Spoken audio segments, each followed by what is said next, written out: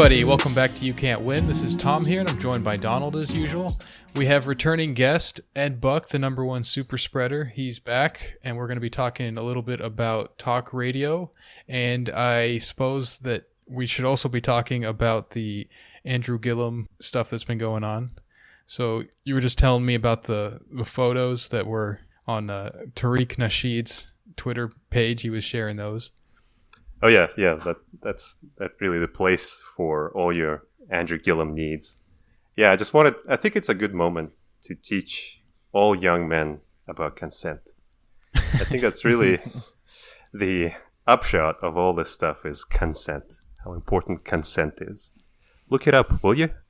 Yeah. So I mean, to be honest, I don't know much about what's going on with that. I know that. So who was Andrew Gillum? He was some kind of government guy. I really don't know who that was even, but he got caught up in some kind of gay sex meth thing or whatever and died. No, he didn't die. Yeah, he's alive, sadly. He was the gubernatorial candidate in Florida against DeSantis, I think is the governor. Mm-hmm. And he was the Democrat and like very hyped. But I think the main thing he was known for is his like real strong support for the anti-government protest in Venezuela. He was like huge on board with it. Okay. He like there's photos of him with Guaido or whatever. And yeah, it's just that was like his big thing, I think. For me, at least, that's where I saw him. Mm.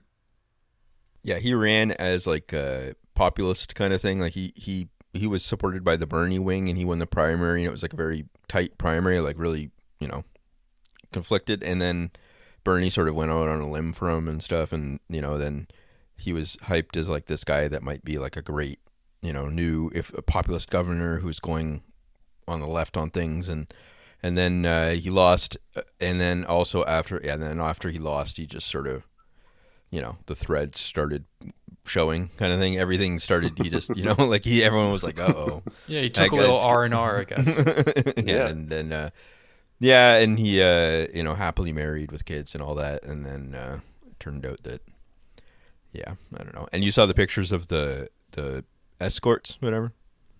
No, I've seen those. Like those came out the day of. Yeah. But they sold the pictures of what happened in the hotel room allegedly. I don't know. Yeah. Oh wait, so is the black guy in those pictures? Is that him or is that not him? That's him. Or allegedly, that's him. Allegedly. Okay. Yeah. Allegedly. And so Bernie was backing him up. He was like a Bernie-crat kind of a guy, like a AOC sort of thing. He was in that direction more than other people, but he wasn't like full on. But yeah, I see. Florida, so he was, not like that, but about as much as you can be, and he's black in a Republican state. I don't know. Yeah. Well. Oh well. Yeah. Well, that happens. Yeah. You know how Another it goes. One of those. Just keeps happening. I wonder why that keeps happening. The real lesson is consent. Right. Anyway. Yeah. Anyway, so you said you've been listening to a lot of like conservative talk radio, is that right? Or at least yes. to one particular guy that you thought was interesting to talk about? Yeah. So I was like, when I was a kid, I used to listen to a lot of conservative talk radio. But I kind of returned to it recently. There was I was on a drive, went on a work trip, and those trips kind of take all day. It's like a 12-hour round trip. We drive to a place and then come back. And on the drive back, there was no FM radio. We didn't have anything. It was a rental car, so we had to listen to something, and we put on AM radio. And Michael Savage was on.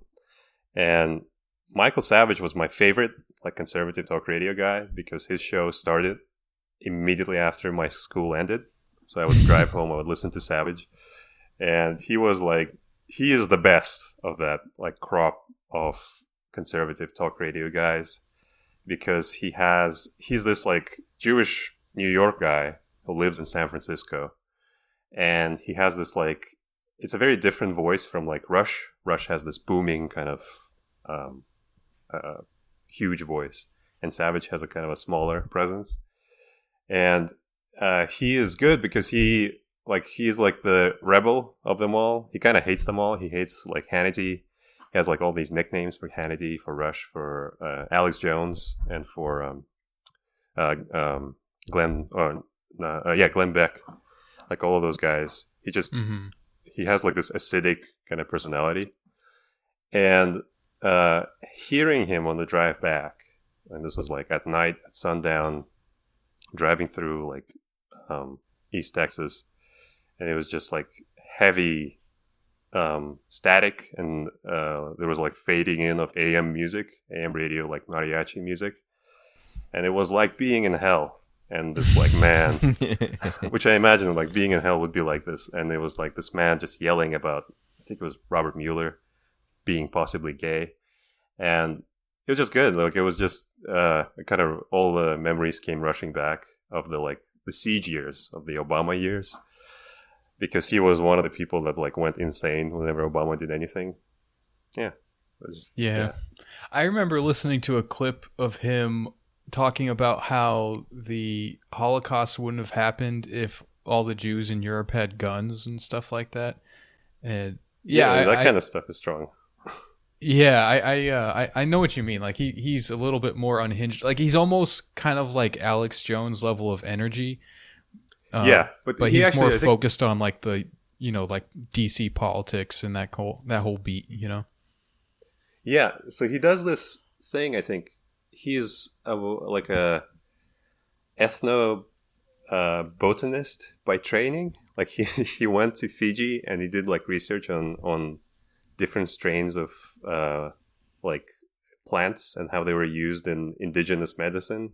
Like today he could do like a decent racket doing that, like kind of being the indigenous medicine guy. And in the 90s he was like a health nut. And then post 90s he became this like he kind of used that for some reason to transition into being really anti-government and really anti like affirmative action, equal protection, that kind of thing. That's his kind of background, but he is also all of the other things, of like all the conservative things. But the health nut stuff is always like constant. He's always like, during the coronavirus stuff, this is his like forte. He was born for this. Because he was on the front lines of like, oh yeah, they're going to release the virus. The Chinese are going to release the virus. He wrote a novel called, it's called The Countdown to Mecca,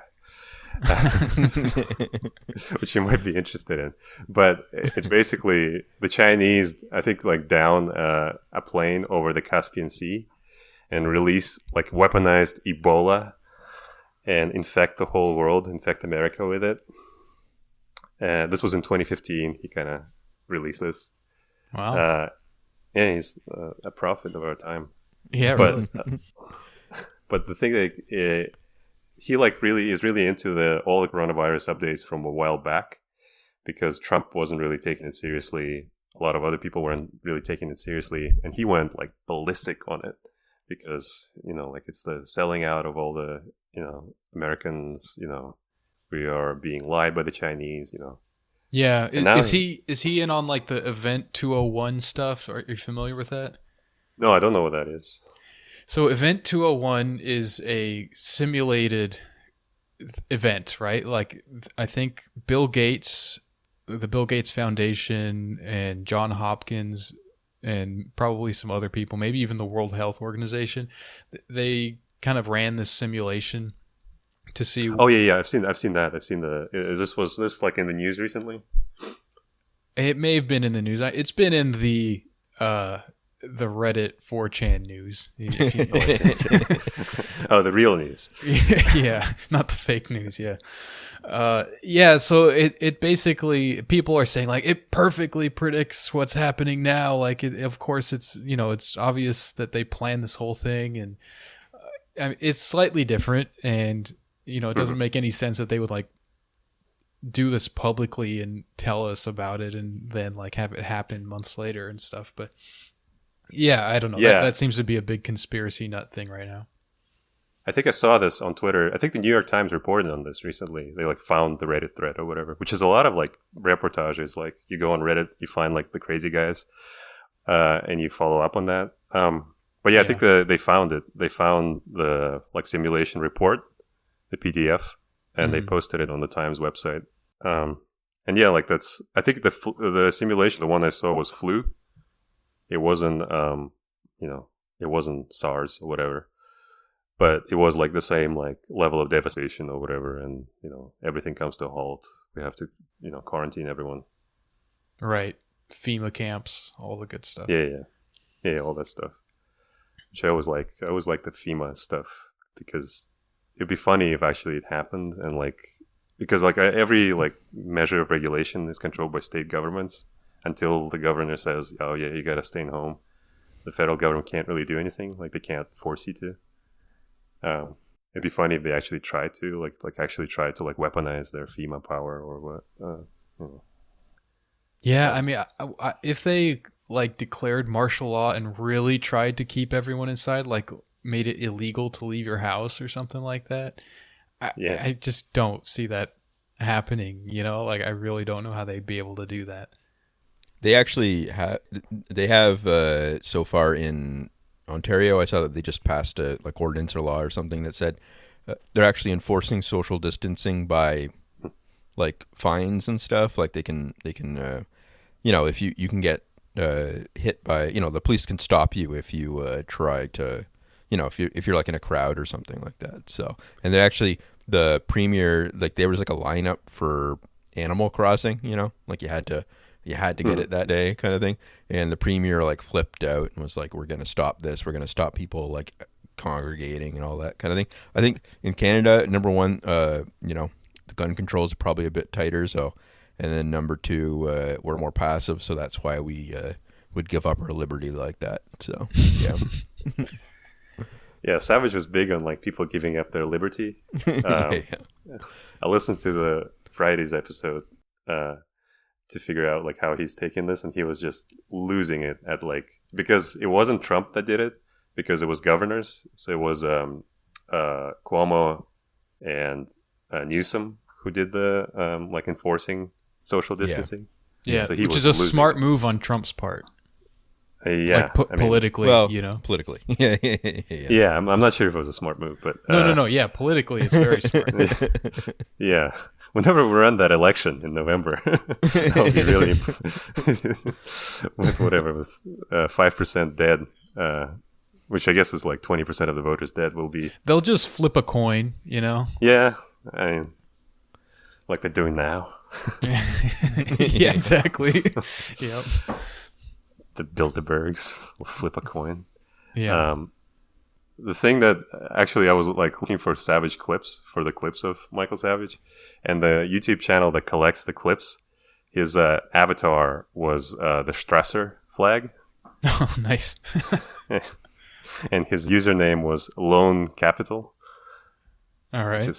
Which is how you know you're in good territory. I was like, yes, we're back. This is the good stuff. But so like, I don't know, like I find what makes a lot of the conservative talk radio good is that it's very unstructured. And if your exposure to it is through essentially like clips of like, I think Right Wing Watch, like Media Matters used to do these, like clips of what crazy thing that Rush said today. You don't really get the experience of it because it's a lot more unstructured and a lot more like almost like boring and day to day, because you can't talk about like the big political thing for more than 15 minutes because you kind of run out of things to say, especially if you're not a Washington guy. So if you're just like a dude living in California and you're not really close with any politicians, like on a sort of, you're not behind the scenes, you can't really say much. And if you don't really care about policy, you can't really say much. So they end up doing these long, protracted, like hours long kind of free association dives into whatever like matters to them. And Savage is like super into health. So he would like go on like, oh yeah, apples, you got to eat apples, because if you don't eat apples, your body stops producing these like, whatever phytochemicals that make you young. So the Japanese, they're split down the middle. Some of the Japanese eat fish and some of the Japanese eat apples. And, you just go on like this. Like he can do that for like hours. He could just go into like, oh yeah, like you got to eat this, or you got to think about like you can't smoke unless it's like Tuesday or whatever. And I always like that. And it kind of flows very seamlessly into plugs, because he does like plugs for a lot of health stuff. Mm-hmm. And it's really like you're just like zoning in, and you're just like, yeah, I gotta eat apples. I gotta go buy apples now. yeah. And it's like you also pick up the little like things that he says. It's like whenever you don't have something to say on the topic, it kind of comes up like what he said, even if you don't agree with it. You just still like, that's your background. That's how you know Andrew Gillum as the sex freak. You don't really know him as the other thing, right? As the Democrat pervert sex freak. These things are like stack up. They're like ammunition clip in your head. They can just come off very quickly. Your experience of it doesn't really. It's not really the sort of Habermasian communication with the person, where like you come to it with preconceived like values, and then you just talk with the person, try to agree with them, try to find the points of agreement and consensus. It's more like it just kind of flows into you and fills you up. Mm-hmm. You're like a garbage can, and it fills you. And it's just the little things are the ones, like the things that you don't really. It's not the big overarching like political points. It's the little like audio quirks of conversation that sticks with you. That's what I like. I like the cute little things. Yeah, I remember when I used to listen to a lot of Opie and Anthony, that a lot of their like, they all kind of had a very similar way of talking, in like especially when they were like roasting each other and stuff like that. You know, like just like calling each other stupid, like the way they would say stupid, kind of just like shut up. Yeah. And that sort of like it. Yeah, I know what you mean. Like it kind of becomes like your background in a weird way, because it's like 3-4 hours every day. That's a good chunk of the day of just this like very specific kind of energy that you're like putting in your brain. You know what I mean? There's a podcast I have been on and off listening to recently called No Agenda. And it's Adam Curry, the old MTV VJ, and John C. Dvorak, like the computer guy. Well, the guy that invented the keyboard? Yeah, I'm pretty sure that's who it is. Okay. So they are like, so Curry, I guess, was really rich for a while. Mm-hmm. And so he has interesting stories about like how he bought a castle in Europe and had helicopters and, all this kind of stuff. And Dvorak is just like living out. I think he's in California and Curry's in Austin, Texas. But they're like really into this sort of like libertarian kind of mentality. Like they're not into like libertarian economics and politics exactly. Oh, they're just like pedophilia. Well, you can keep the free market economics. I'll just have the good stuff, good stuff. It's interesting though, because they talk about things like MMT sometimes, and they aren't 100% against it. They kind of have this like really doofy, boomery approach to everything, where they're kind of like they're too smart for everything. You know what I mean? So they like Trump, but they don't think he's very good at the same time. Like they'll criticize him, but then like anyone who criticizes Trump besides them, they'll kind of act like, no, you don't get it. Like we're the ones that have the actual criticism. So it's kind of interesting just to see what they're saying about Corona. They are basically on the side of it being like a hoax and it being overblown and stuff. I've actually noticed that with a lot of different podcasts. I basically listen to mainly like comedians podcasts and stuff, and they all are, they just on the hoax train basically. Like, nice. And I kind of understand that, their profession is entertainment and all of the venues are shut down, and it really hurts them personally on a financial level that this is happening. So if they don't actively, they're just not saying it just to like get people to keep going to shows, there might be just like some part of them that is like wanting to believe that it's not true or something. You know what I mean? But wouldn't it be worse though? Wouldn't it be worse if it's not true? Like, wouldn't it be worse if, like, I don't know, liberals just invented coronavirus and they just like shut everything down? Like, wouldn't that be like a worse world for you as a comedian? They could just like fuck with you whenever they want. I don't know. I think they're just thinking about like people should just go out to the clubs and buy tickets. You know what I mean? I don't think they're thinking in terms of like which conspiracy is true. You know? Okay. But I don't know. It's just interesting. I really haven't heard a lot besides like the kind of lefty politics of like people that we follow on Twitter and that whole circle. You know, I really haven't seen a lot of people taking it super seriously in the podcasting and radio world. I was thinking that it'd be kind of strange though that if, in retrospect, if people were listening to like say the AM conservative radio since like Obama and they started doing all these things because they were expecting FEMA camps and all this stuff, so they started stockpiling all these goods and living out in a rural area that was self-sustained and all this kind of stuff.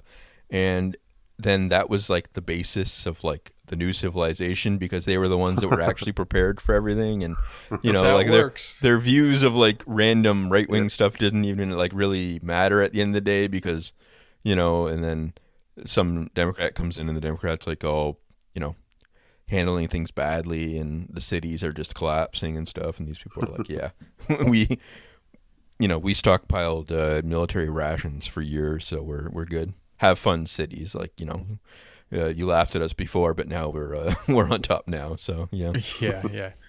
I was thinking in the shower this morning that like those shower thoughts. You know how like blue check marks and all these kind, like we kind of see now very much so more than like in the past how just stupid and vapid all these people are that get publicity and get kind of highly visible. We just sort of see through a lot of that stuff. I mean, I'm not saying like we're the first people in the world to ever do that, but it's just so much more obvious now than it has been in the past. Speak for yourself. Speak for yourself. I'm a big fan of blue check marks. Okay. I'm a big fan of the Vox guys, Matthew Iglesias. I'm a big fan of his. Yeah, he's great. He's good. Yep, I just trust everything he says. A man with that face, you can't not trust him. I have like this weird sense that the uglier and dumber looking they are, like it kind of like proves how smart they are. Like it's like there's got to be a reason a guy that looks like that is out talking to you, right? It must be because of his brain and not because of how he looks. Because like, why would you choose this person? Yeah, that's like, it's like, why would you ever talk to an ugly person? Like, what would be the reason? What would be the reason? What would be the reason to put this guy on TV? It must be knowledge. It must be wisdom. Yeah, and then they just talk really fast. Yeah, so my theory is that like there's like a like there's the great man theory. I was thinking of like the blue check mark theory of history. That it's just instead of like there's great men that kind of lead historical movements and stuff like that. It's just like the blue check mark that kind of pushes things forward. It's whoever can just get enough attention and kind of like gather enough people up in the kind of like a frenzy, and then that just kind of that pushes society forward. It's not necessarily having anything to do with like their will or their competence in a certain way or anything like that. It's just that they got enough attention that people headed in that direction, kind of like lemmings or something, they just followed the leader. Like sheep. The sheep is the right analogy. Yeah, like the sheeple theory. That's right. I think, I don't know, I always think of like, remember when Ocasio-Cortez just like started out? I remember she was like in that gaggle of people of just like, they would just retweet things like, capitalism sucks. And her and the other one, who was the other one? Julia Carmel or whatever? I know who you mean. Yeah, Salazar. Salazar. Oh my god, that woman. She like disappeared. What happened to her? Well, she's just in the Senate, I think. State Senate. Yeah. I think who's the baseball player? Keith Hernandez. I think he like, I don't know, the strong Keith Hernandez wife lobby kept her down. that was like that's an obscure reference to her apparently having had an affair with Keith Hernandez, allegedly, non-actionable, and trying to like hack their bank accounts, I think. Anyway, Yeah. I just remember like being completely unimpressed by these people and being like, no way they can win an election. There's no way there's going to be representative Alexandria Ocasio-Cortez. Yeah. And here we are. So I don't know. I don't know mean, anything. She's not. She's kind of popular in a national way, like with a certain segment of the population across the country. There's like, that segment that likes her, but I don't think she's even especially popular in her own state or anything. I don't know, like, because I see her, like, I've seen her on TV, and I've seen her, like, everyone knows her where I am. Like, conservatives know her because she's constantly on all their shit. Like, they're constantly clipping her. She is, like, she's the laughingstock. They, like, Photoshop her. And liberals know her because she's, she's our cool new, politician. She's going to be the new Warren or whatever. So... Yeah, but that's really disposable for both sides, I think. And yeah, but like doesn't really. That's how it works, though. That's how it works. They are, they're disposable, but they end up winning, right? It's like, it's like, maybe. I don't know. You're right that I think that there's not really like a criterion of truth of like, it doesn't really matter that you're right or you're like, I don't know, popular in the right way. What matters is that there is like a feeling or spirit that like kind of moves people. It's like a string being, vibrating, and a person just kind of randomly falls in, and they are just, they just say the right thing at the right time, and immediately they are winning.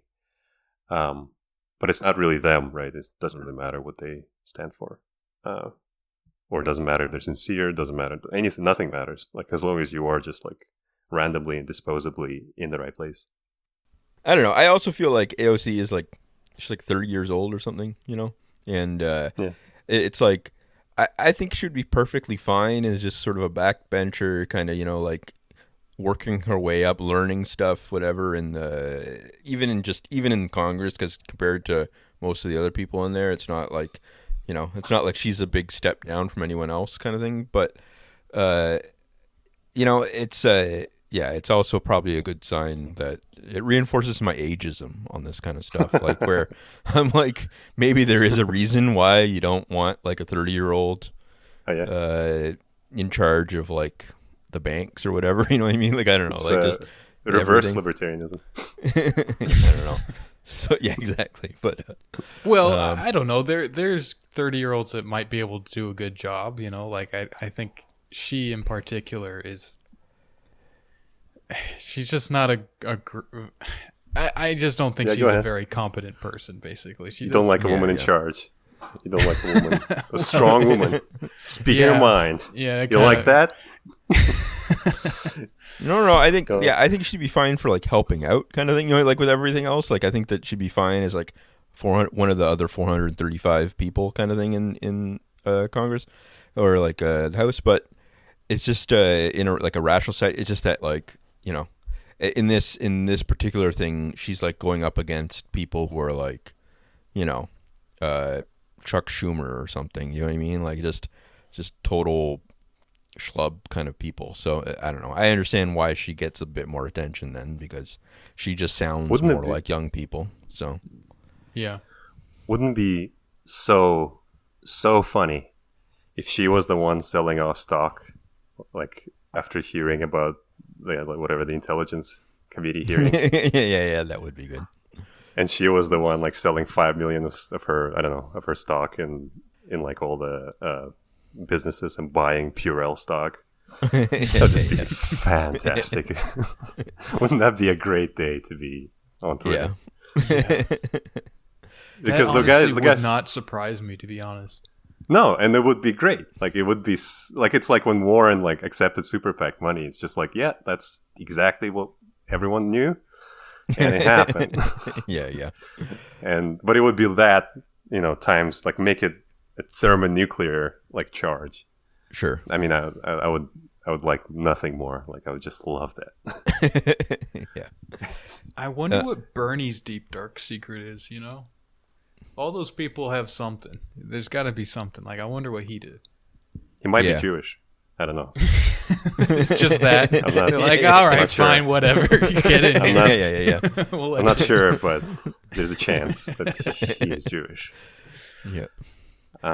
What were you saying about like the before about like talk radio? They just fill up the time and stuff and most of it is not that exciting. It reminded me of like so Adam Carolla has kind of shifted over to being. He's trying to be more like of a right wing guy now, kind of thing. It never really worked before because like he just he wasn't like his heart wasn't in it really for that kind of stuff. And I think now it's more kind of almost like the grifting end of things. You know, he does like all those like online university or whatever kind of things, like the like scam things. It's kind of funny because he's just like a carpenter. He's not like he's like talking about like how capitalism is great or whatever, and it's just him in his voice, whatever. And I'd love to go to like a lecture hall and professor shows up and it's Adam Carolla. yeah. So I used to listen to a lot of that, like the Loveline and whatever, and his like early podcast, and it was good back then, like for like a sort of like a few years when he started getting really rich, but he still was like, it was new to him, so he started getting all these like right wing opinions, just sort of ambiently kind of thing from his experiences in life, and it was good because most of the show is just him, ridiculing teenagers and stuff, right? Like just insulting everyone that comes on, people that are like far below him too. So it's not even like fair in any way. It's just him, and then he would start getting on like a jag about like how for like 20 minutes about like why he had this theory that like the city should be like extra nice to him because he pays more in tax, so that he thought that like they should like garbage collection should come like twice a week to his house because he pays more and all this kind of stuff. So he had all these like nascent right-wing ideas that didn't really jive with like the other right-wing stuff because like other people are more I hate like Islam or Mexican immigrants and stuff like that. He would kind of zero in on like a sub, like not really, it wouldn't be like, I hate Islam or something like that, or like I hate Mexicans. He would just talk about like Mexican like ranchero music, and so he went like on and on about like ranchero music for like about like how it's the worst music ever invented and all this kind of stuff. So it was all kind of like adjacent to right wing thought, but it wasn't like actually right wing. It was just kind of this, it was just this weird kind of floating thing about like how, I don't know, it just.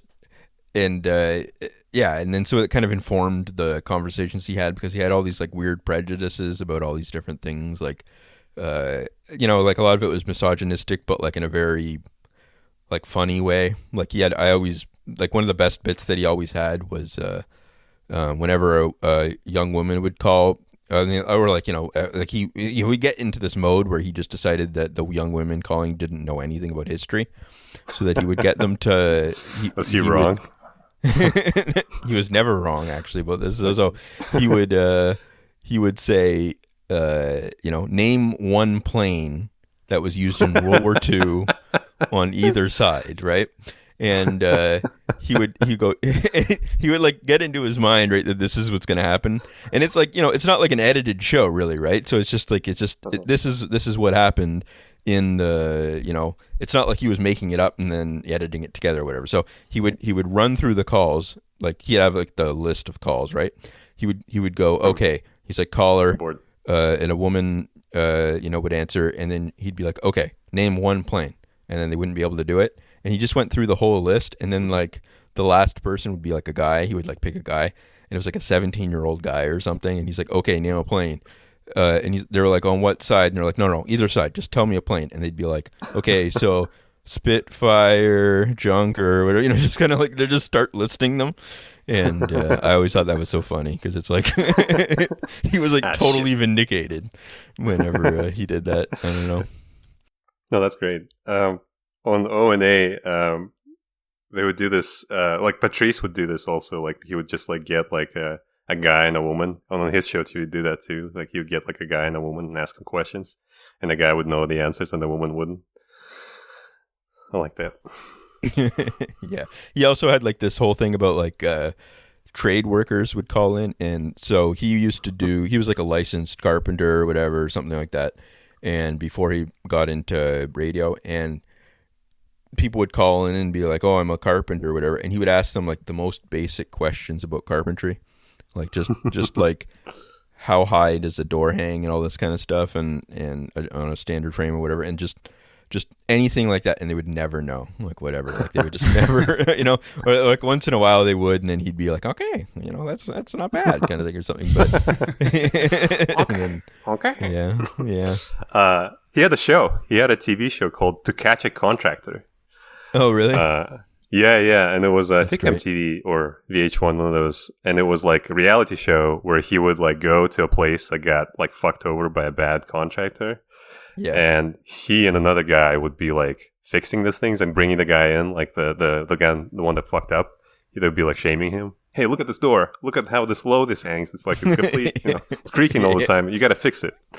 Yeah. That's good. If that's the kind of thing he's doing, like it's almost like you want to find the place in society that you can place a guy with that, so that he's not like doing his like hateful stuff, but like the hateful stuff is directed towards like door frames or something, right? Like you don't want them like, Yeah. you don't want that guy going off on like FEMA camps or something. You want him like making fun of people not knowing what a rifle that was used in Vietnam was or something like that kind of thing. So Yeah, look at, Gavin McInnes or Anthony Cumia. As soon as you start complaining about their comedy and whatever that they're doing, you kind of leave them with nothing but politics, and then they just kind of go all in on that and go way off the deep end.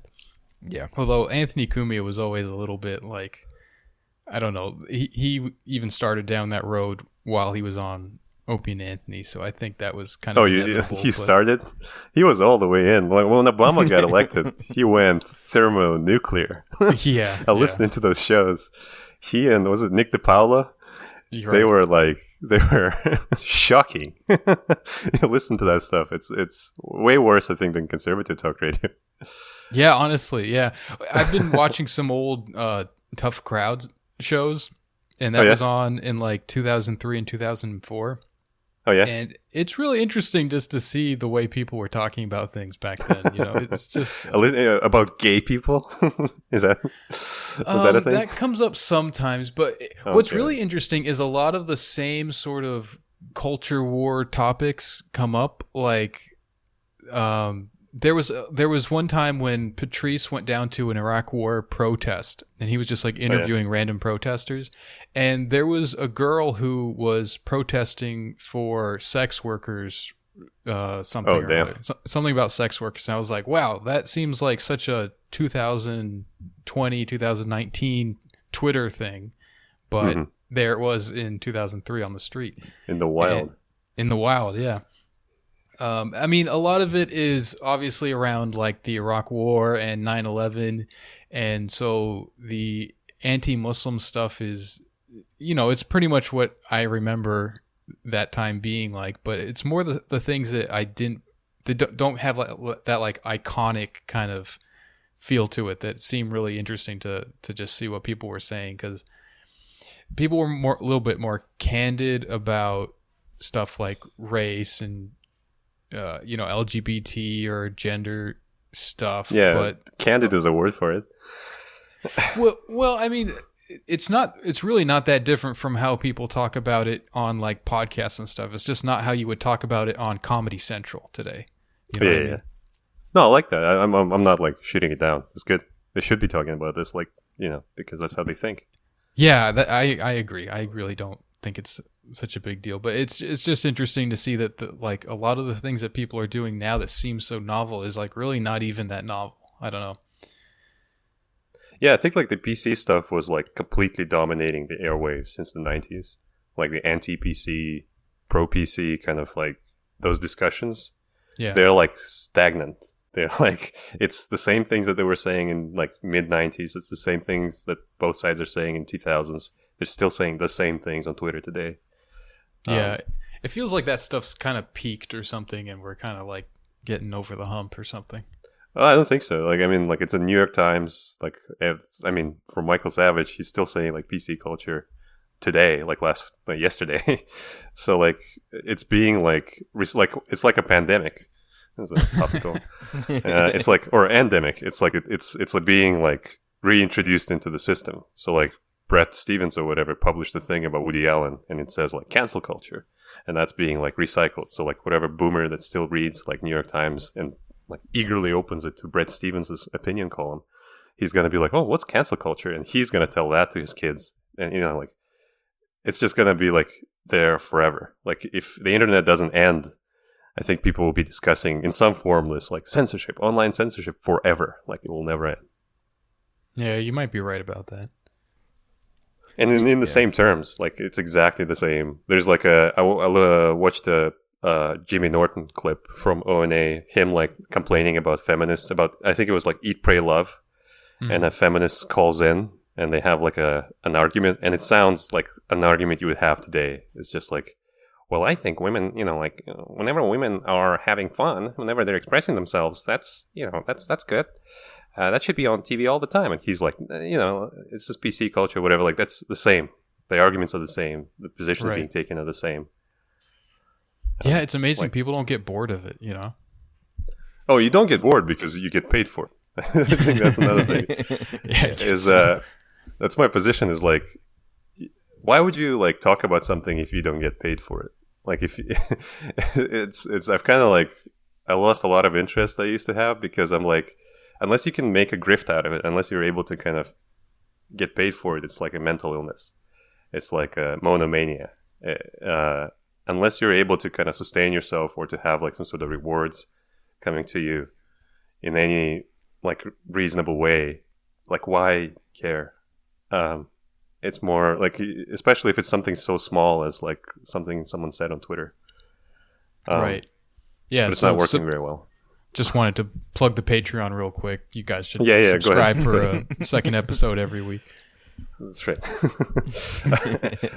The lesson, I think, of like right-wing radio is that they're able to so seamlessly like dip in and out. Like it doesn't feel like a grift. Like they're all grifters. They're all like, they all have like 50 online universities, and they're selling 20 different types of Viagra supplements. And I think Alex Jones is particularly like crude. He's like a crude version of that. But all of them are like open grifters. Like they're just making money, and it's not like a joke to them. They've just figured out ways to do that. And that's why they keep talking. They keep saying the same thing over and over. It's kind of stupid. Like it's a stupid thing to say, like, oh yeah, you get paid for it, so you're saying it. But that is like the relationship.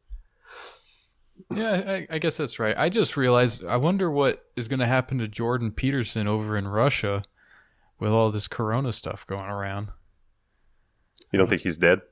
You don't think he's been dead for like... like Osama bin Laden style? Like yeah, like burial at sea. Maybe. I haven't really thought about it, to be honest. He was about to break the news on coronavirus and Jeffrey Epstein. He had some Jungian insight into... Yeah, like the coronavirus is the big Epstein cover-up. That's an idea I had. That the people I love on Twitter, this is a thing that I have now, like, are the people who are like quirky conspiracy theory guys.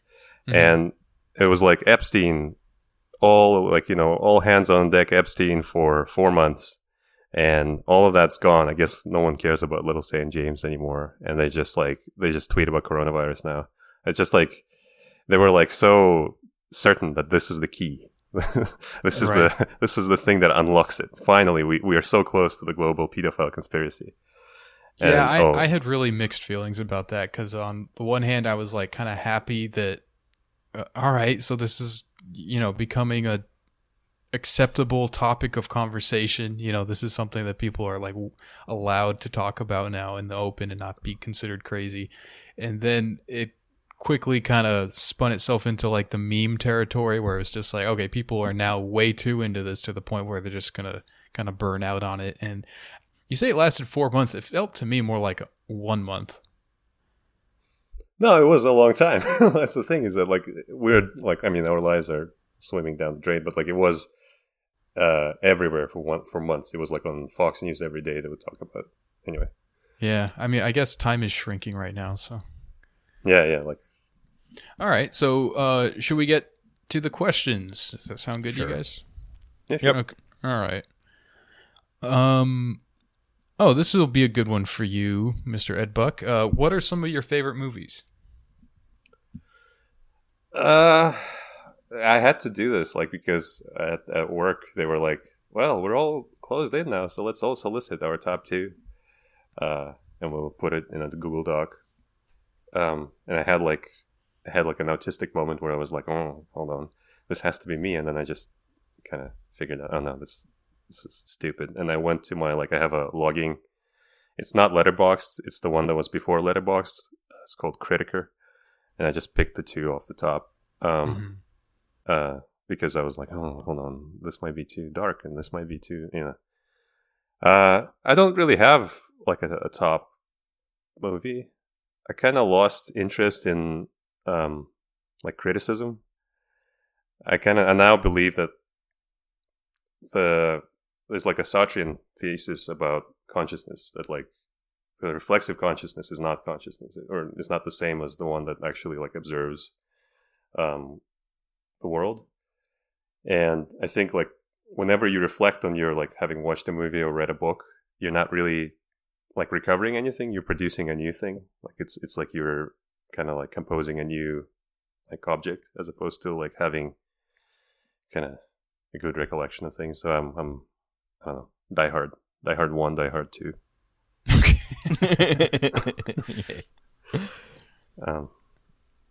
What about you, anyway. Donald? Do you have a favorite movie? Yeah, so to be honest, it's probably something like a David Lean movie or something, like Lawrence of Arabia or something. Like of like being honest about it, like I think it would probably be like something like that, or like Really? Dr. Zhivago Lawrence or of something. Arabia? Honestly, Orientalism, Yeah. the white savior coming to yep. the Middle East. I don't know. It's a fun movie. No, that's good. That's fine. Yeah. The movie that comes to mind for me is like the most enjoyable movie that I've watched the most is probably How High, the movie with Method Man and Redman in it. Yeah. I just think that's really fun and funny. I haven't watched it in a long time, but that's probably my like favorite movie. And I pretty much enjoy every Terrence Malick movie. So you could put those two together, Terrence Malick movies and How High. Those are my favorite movies. Have you seen the new one? What's the new Life? one? The Quiet Life? No, I haven't. I think the last one I saw was Tree of Life. Oh, okay. Since then, Malick has been putting out a movie every year. Wait, I saw like the first one after that with Ben Affleck, I think. To the Wonder. Yeah, I don't know. They all kind of had the same title, you know what I mean? Yeah, he's very easily parodied. Especially like this last era since Tree of Life. I think they're kind of all the same. But the very recent one is I used to like it for like a month, and then I saw like all the people that do like their whole accounts are like Sopranos screen caps every day. Mm-hmm. And like Uncut Gems screen caps, and all of them loved The Quiet Life. So I don't like it anymore. It's bad. Yeah, nothing will kill your enjoyment of something faster than those kinds of accounts. Oh, you yeah. know? Uncut Gems is like a virus. Go ahead. I think one of the things I like about Malick is that he has a very formulaic thing that he has now, and it's just, you know exactly what you're going to get. So, you know, if you don't like it, like, why would you watch it? You know, all the like the whispered voiceover and the, you know, all that kind of stuff. Like, I don't know, it's fun. Yeah, he has a style. But the thing about that is like, why? Like, isn't that like death? Isn't that what death is like? It's just like end. I don't know. It's just like putting out the same thing over and over.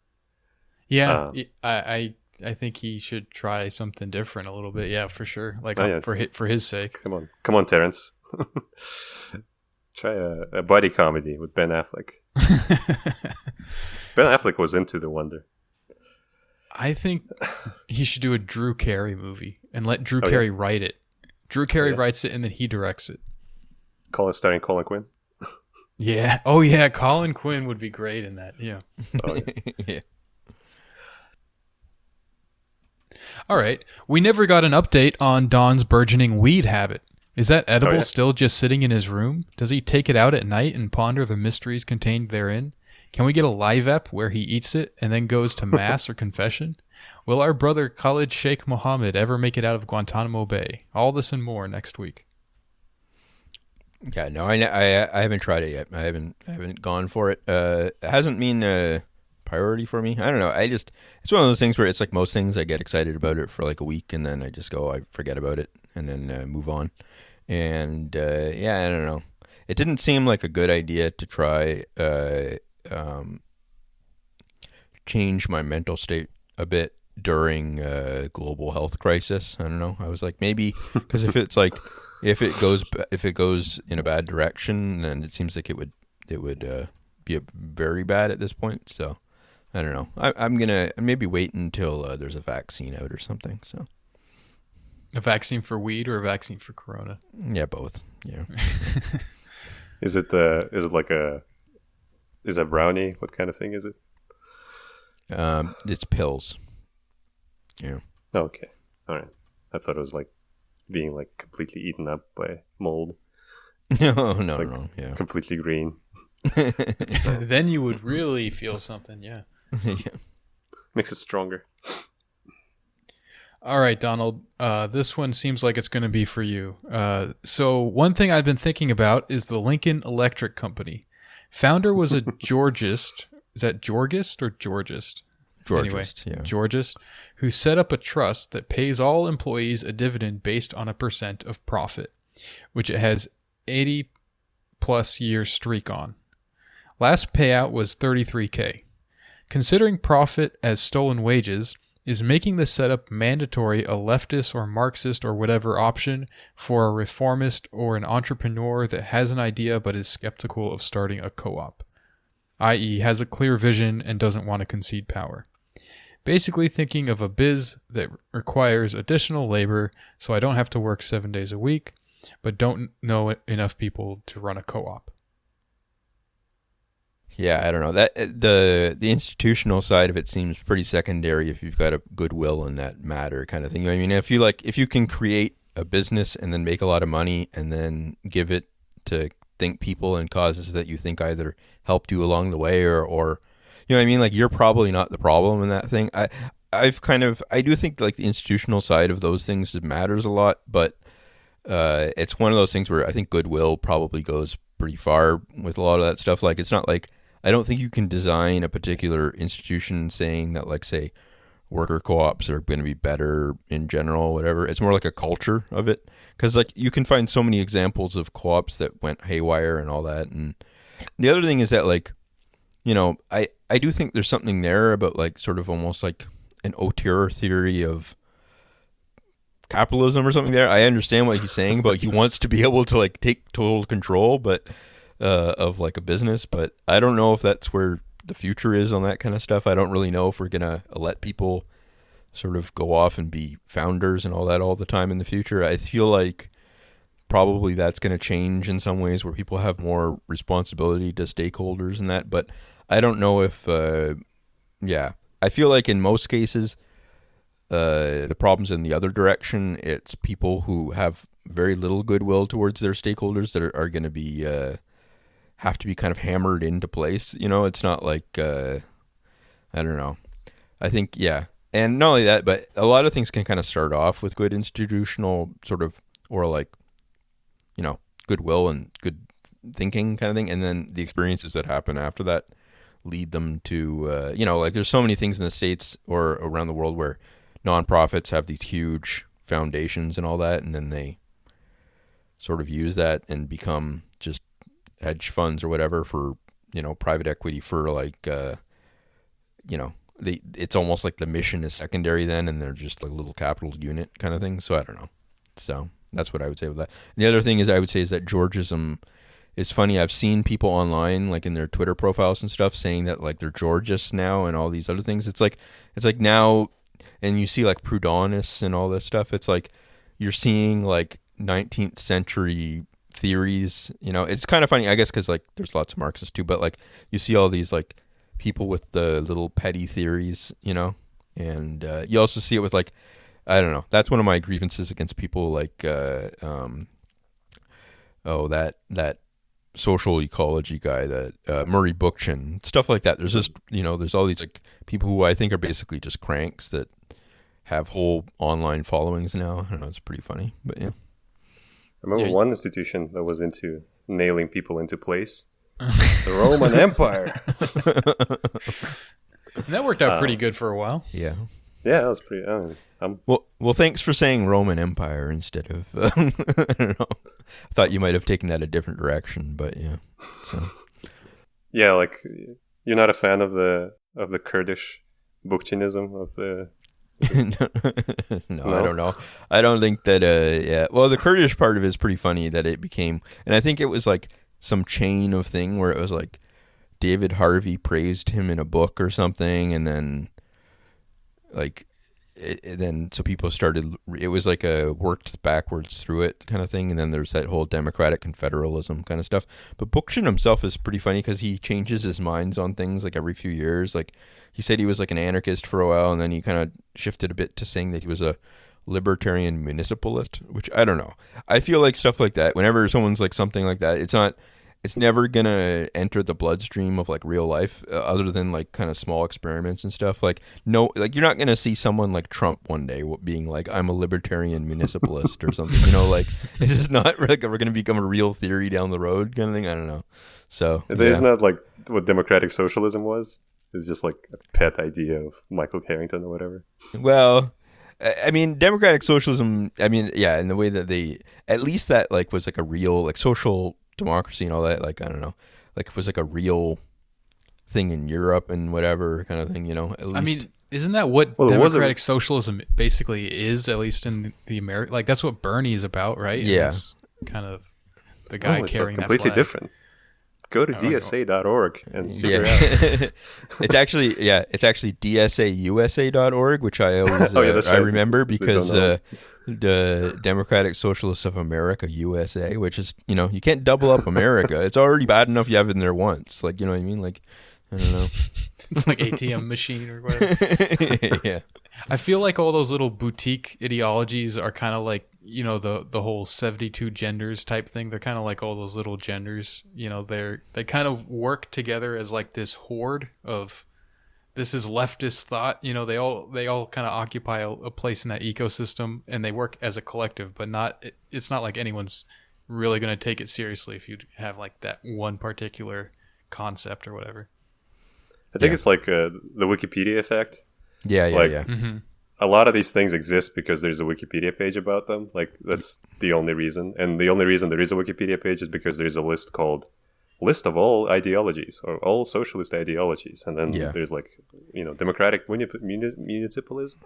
Anyway. Libertarian municipalism. But like I think that's 100% true for democratic socialism too, because now online everyone says to themselves, like, I mean, like you just see constantly people saying, social democracy and democratic socialism mean different things. And it's like they constantly hammer that, being like, no. Social democrat means you keep capitalism, but make it more fair.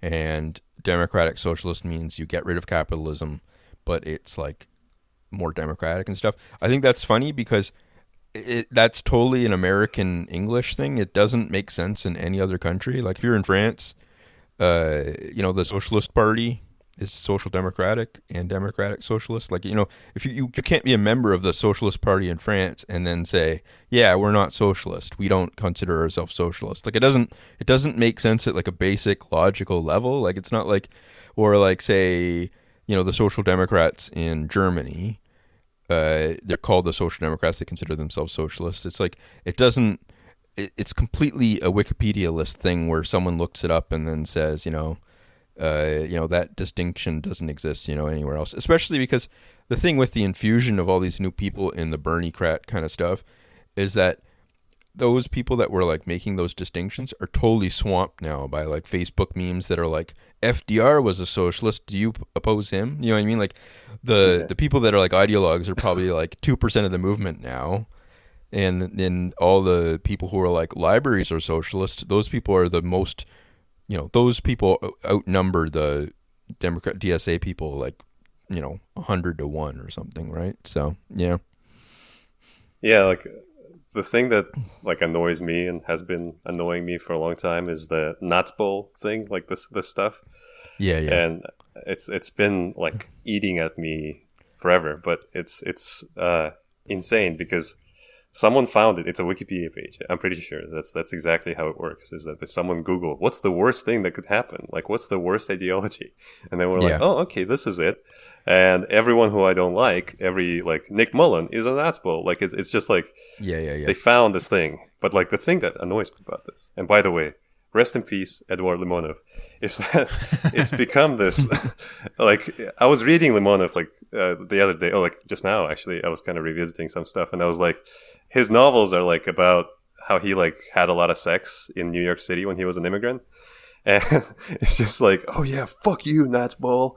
Yeah, die, Natsball's come. It's just like on the day of his death, there were like all these Americans. And that's part one. Part two is that like there's always like the people that know, people in the know.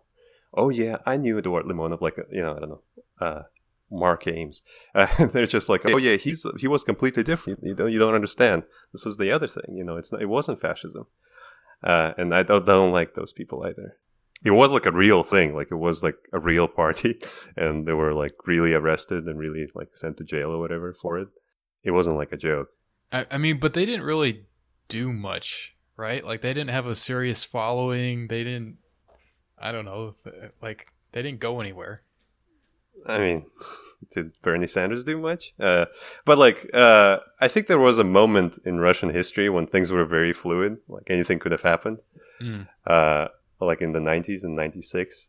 It's just like, they had the tanks in the streets or whatever.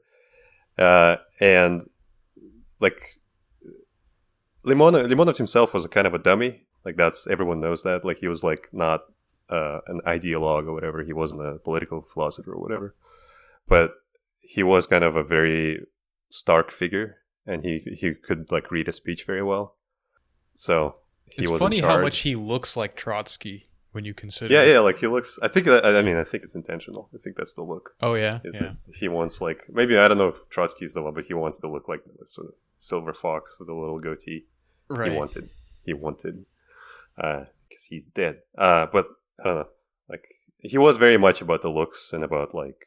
It was that genre of French literature, I think, that he was very deliberately trying to imitate of like, oh yeah, on Monday I met with, Janine, and then we had sex immediately and drank wine or whatever. Yeah, I read one of his books and it was just so boring. Which honestly was, I don't remember which one it was. Does he have a book that's like kind of like My something? I think he's got a book like My Name is, It's Me, Eddie. That's it. It's Me, Eddie. That's what I read. First one, yeah. And that one is like he was kicked out of the Soviet Union and he just like had sex a lot. Yeah, it's so boring. It's like on the level of reading some stupid article that someone wrote. It really, there's like nothing going on in it. There's nothing interesting about it. It's just this guy, and sometimes he says things that are like, oh, all these like people on the street, the lowest levels of society, I wish I could organize them into some kind of revolution. And that's like the level of politics in the book. And then it goes back to him being like, oh, and then I ran out of cigarettes and blah, blah, blah. It's just like, I think what's funny is, I said this in the chat, if you have an interest in far-right literature, I don't know who would have interest in far-right literature. I don't. But all I read is Audacity of Hope and What Happened by Hillary Rodham Clinton. But if you had an interest in like far-right stuff, how many of their positions were completely shaped by the fact that they were like either emigres or like they had to be in jail for a while?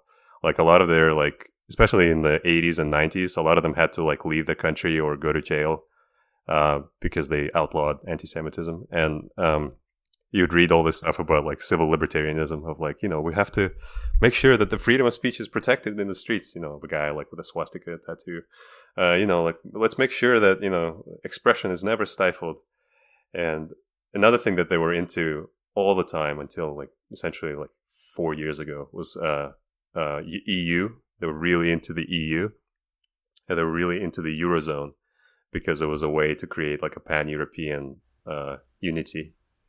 And one reason why they were for that is because it would allow them to emigrate back and forth. So they would be able to go on the grift circuit of doing like a lecture in Hungary and then go to Romania or whatever. And then, like, because otherwise it's very hard because they were all criminals.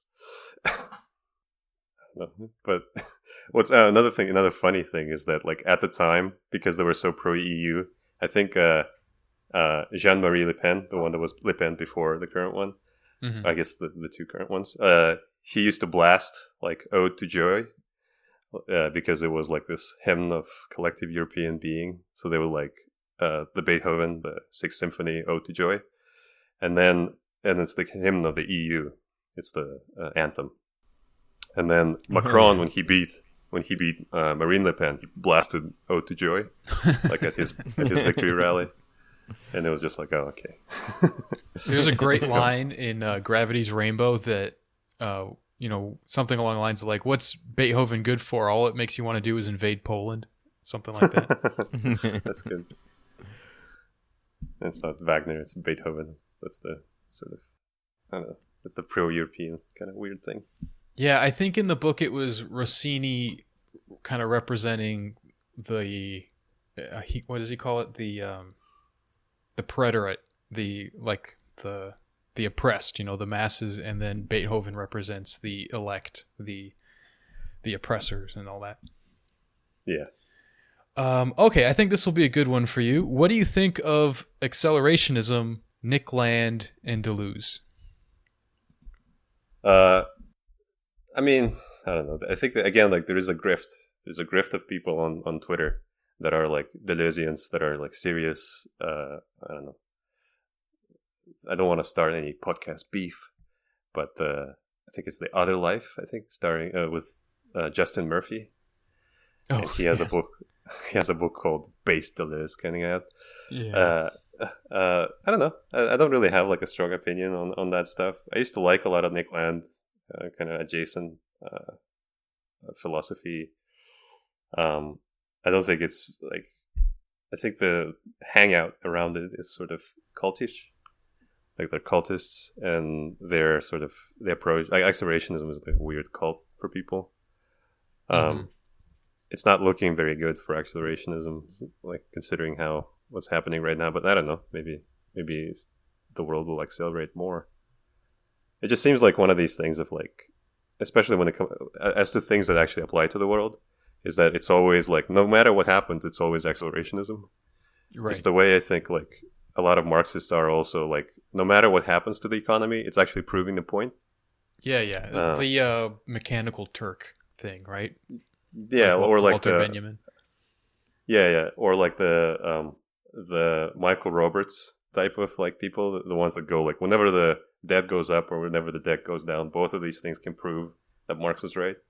Because, because Marx is always right. You start from that. So like, it always seems to me like, oh yeah, like things are getting worse always, and things are getting like accelerating. We're more patchwork than we ever are.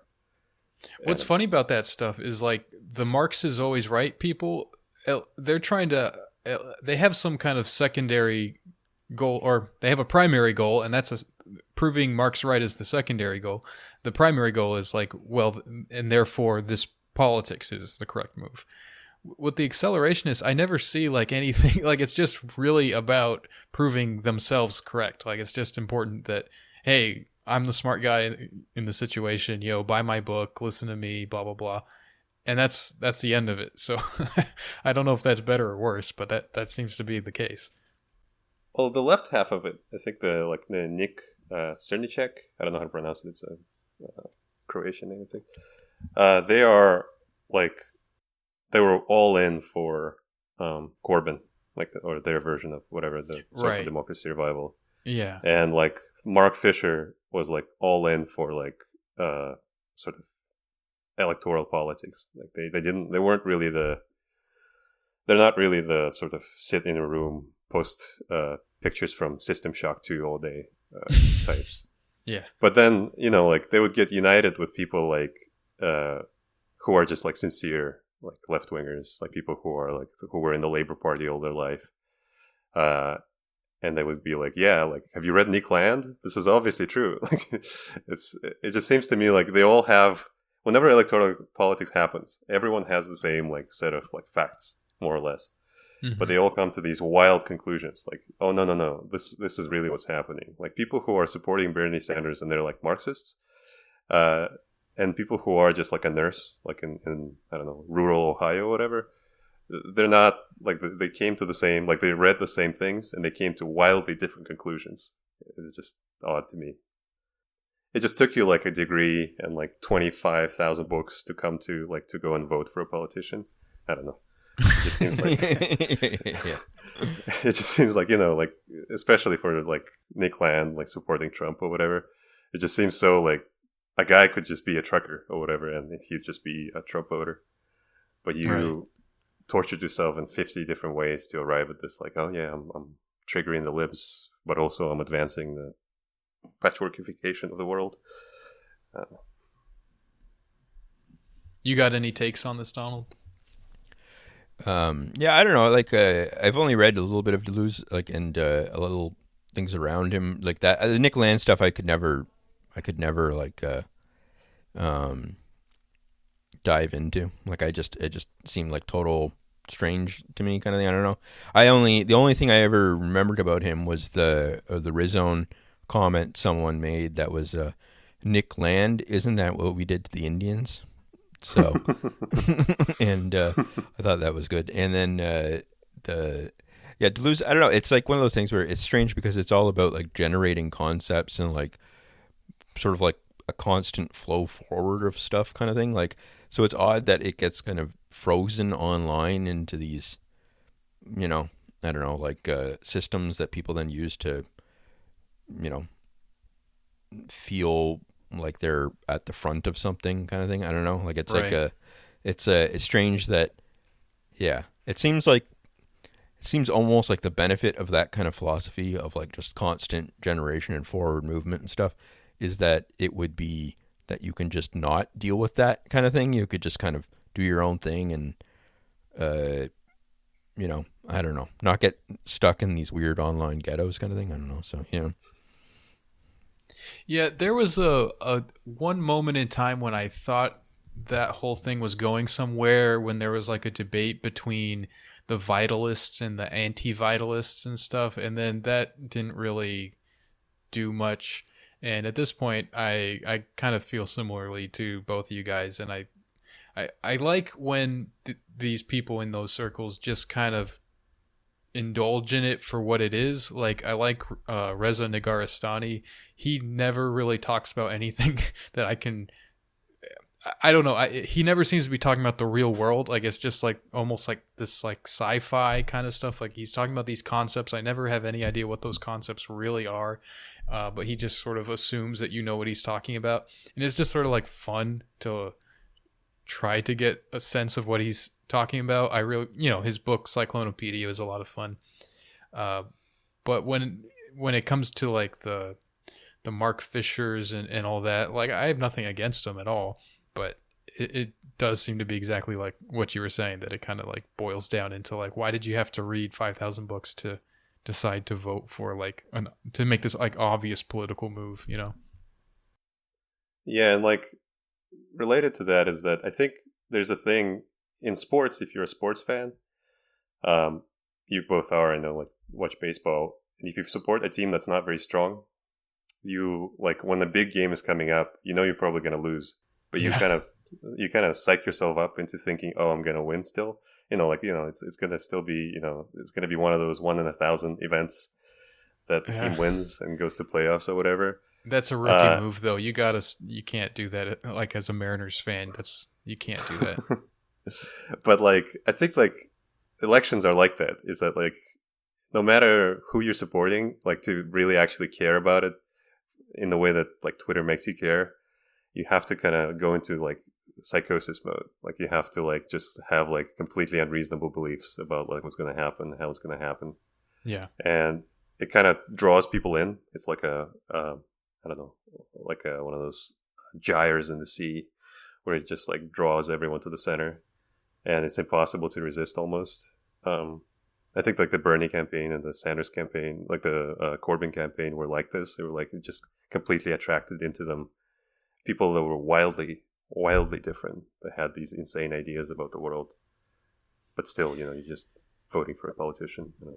Yeah, I wonder how much of, people talk a lot about how much of the Bernie Sanders thing it's with young people, right? Like they're really excited about him. And I wonder how much of that is sustainable, because as they get older, I mean, I am optimistic about it, but I also wonder how much of that is going to just wear off, because people are going to be like, oh, you can't just get super excited about something and then it just happens because you got excited. And so, how much of that is going to peel away as those people age?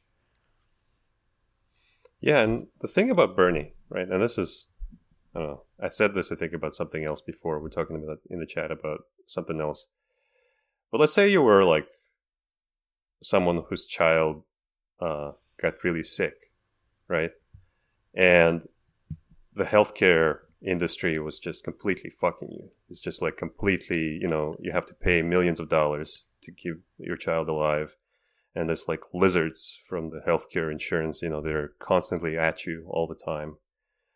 And all you want to do, like, you throw everything at it. You throw your income, you throw your family's income, you throw your wife's income, everything that just goes to, to support the child and to make sure that he survives, and then he dies, right? Like, it's just, to me, like, that's such a like monumental, horrible thing to happen. And at the end, it's like this, like almost like literary tragedy of like your whole life got destroyed, ruined by healthcare, and at the end you have to pay more, and you just like they just keep coming. There's no way to end it, and at the end you'll just vote for a politician and it will go away. I don't know, like it's like a Bernie ex machina thing of like, it's like, like if you read like Anna Karenina or something, like this horrible thing that's completely like ruining you, that's completely like eating away at you, like caustic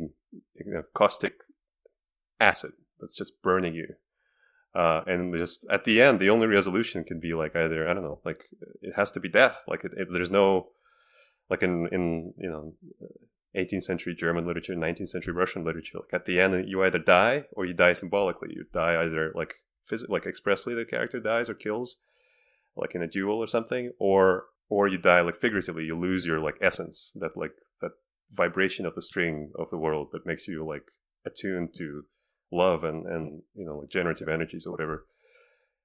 That, like it took like the plot of Anna Karenina, like she's about to like step on the rail, the train's about to hit her. The world is like moving inexorably, like on the track towards catastrophe, and then at the end she just votes for Bernie and it just all goes away.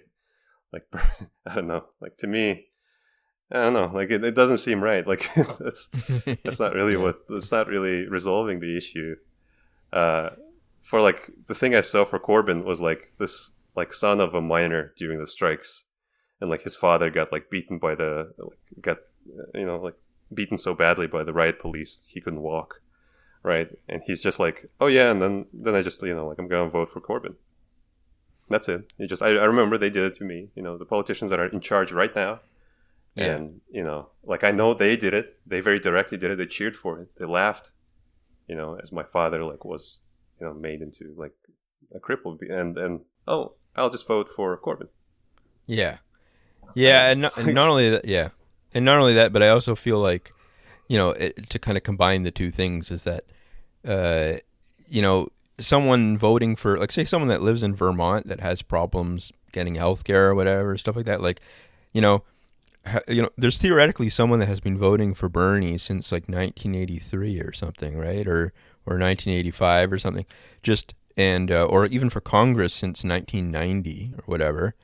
And every year he's been telling them, you keep voting for me and I'm going to bring in Medicare for all and all this stuff, right? I mean, people are like, he's consistent. He's been selling the same message the whole time. And I mean, at some level, after a certain point, you got to feel pretty pathetic that your one outlet politically is voting for this guy every 2 to 6 years or something, right? Like that says he's going to get you Medicare, who never does until you actually age out to 65 or whatever, right? So it's like, it's this strange, like, people get really excited about it every few years, and then it's like, I don't know. I just feel like there's something pathetic about it that you have to accept at some level that, like, it's just, it seems so powerless. We'll just try it next time. Yeah. We'll just try it next season. There's always next season. It's always going to happen. It's going to happen, baby. It's on. Yeah. So I feel like I think it's fine to have the same, like, I probably have almost identical beliefs to people that do that, but I kind of think of it, I was saying it was almost like Komsomol, like youth brigades or something kind of thing, like people, putting in all this extra labor on weekends or whatever kind of thing, like thinking that they were storming production or something, and it's like to get Bernie a few extra votes. And it's like, I don't know. I think that that's something that it goes in waves where people just, they're like new to politics in a certain way or something, and then they get really excited about it. And then those are the people that, as you said, like they burn out pretty quickly. Like they find other things to do because they're like, maybe I'll show up and vote for Bernie every 2 years or 6 years or whatever. But beyond that, they're like, I've already gotten proof in my life that this is not helping me in the way that I thought it would or something. So yeah, I don't know. And the thing like about Bernie, also like that healthcare stuff, is that they keep wheeling out these people that are like, you've probably seen the ad of like a guy who's like his lung function is like 20% and he's dying, but he's still like in for Bernie, and like all these guys that are like, oh yeah, I'm a former, Air Force veteran and I don't have healthcare. I tried to take my life, but then Bernie came along, and he, he's going to fix my healthcare. And you think like, okay, I guess didn't work out for you. Sorry. Yeah. It's like, again, like if you're an American, right? I don't know, like, they have like names. These people have names. Like Joe Biden has a name and he has an address and he's going to be in public at some point. Oh, they bleed just like us, people. I'm not recommending anything, but they also bleed. Yeah, but like, your child died and the insurance is trying to like bleed you out for $3 million. I don't know. I feel like I would have something else other than just to vote. Or like I'll just have like, we got a lot of guns in this country and there's about to be a lot of desperate people. You know what I'm saying? I know. Like, it's just like, oh, I guess it didn't work out for vote for Bernie. I guess I'll just go back to my life tomorrow. I don't know. Yeah. It's like the injury remains there. Like, even if Bernie got elected, it wouldn't fix it. Your child's dead, right? Like, it's not, you're dead. You lost your lungs. Like, I don't know. Like, it's just, to me, okay, I voted and he got elected and he didn't do anything because, he couldn't, because the healthcare industry said no. I don't know. Like, to me, it's just like, okay, well, better luck next time. Join DSA.org or DSAUSA.org. Yeah. /join. Yep. That's just infuriating. Well, that's why we call the podcast "You Can't Win." That's what it is. But you can win if you have a gun. Okay, so and you can be a winner. Yeah. All right. Well, I think the FBI is going to shut us down if we continue down this path any further. So let's wrap it up here. Thanks for coming on again, Ed Buck. And no problem. All right. Thanks for having me. Yep. Thanks for listening, guys. You can join the Patreon, as I mentioned earlier. You get a second episode every week. And thanks for listening. We'll catch you next week. Thanks, Ed.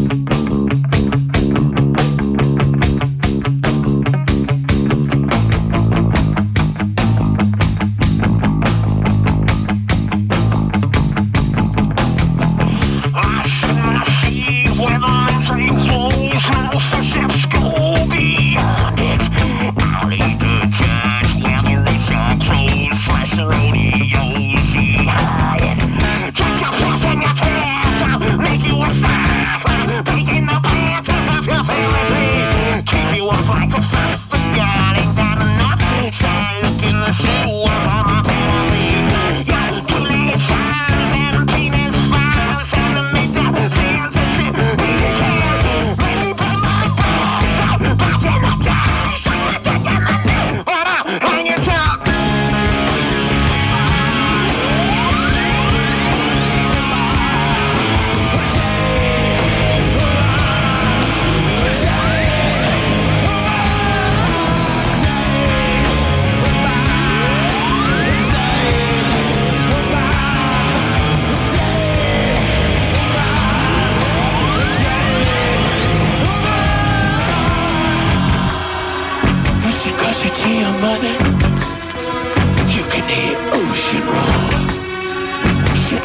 in the corner, puts another record on.